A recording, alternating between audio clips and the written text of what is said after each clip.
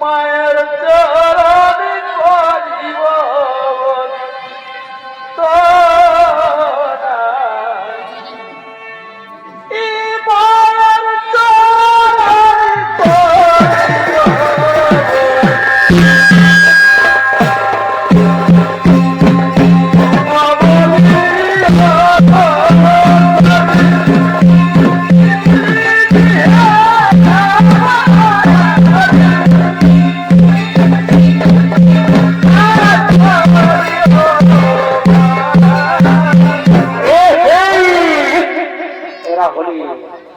এরা হলে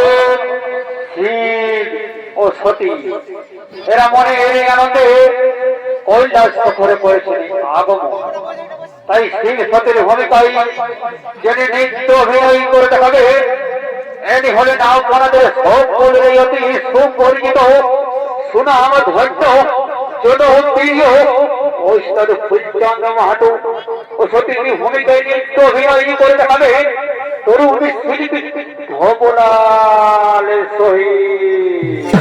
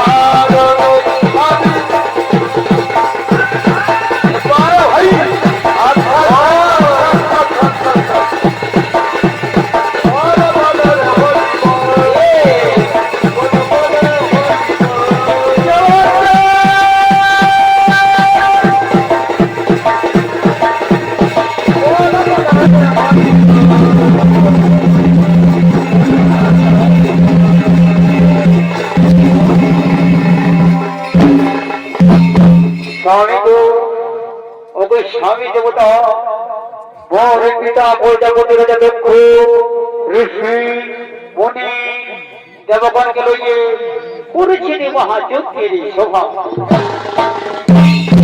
স্বামী গো, আপনি যদি আমায় আদেশ দিন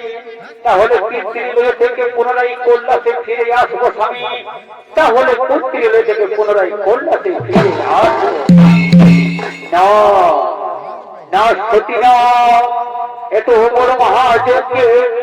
বিনা আমন্ত্রণে যাওয়া উচিত হবে না সতী বিনা আমন্ত্রণে যাওয়া উচিত হবে না স্বামী গো বাবার বাড়ি যাবার জন্য কোন আমন্ত্রণের হই না প্রয়োজন আপনি আমায় বাধা দেবেন না স্বামী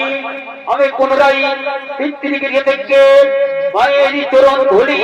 মস্তক রয়ে পুনরায় কল্যাণে ফিরে আসবো স্বামী পুনরায় কল্যাণে ফিরে আসবো সতী তোমার তো এই যদি পিতৃগৃহে যাবার ইচ্ছে থাকে আমি তোমায় আদেশ করলাম সতী কিন্তু তুমি সঙ্গে লইয়ে যাও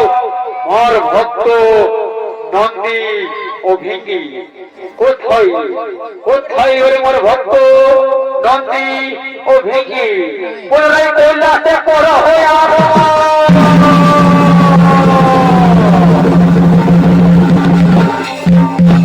কোন নামে তো ওই চরণের পিতা কোন নামে তো ওই চরণের মাতা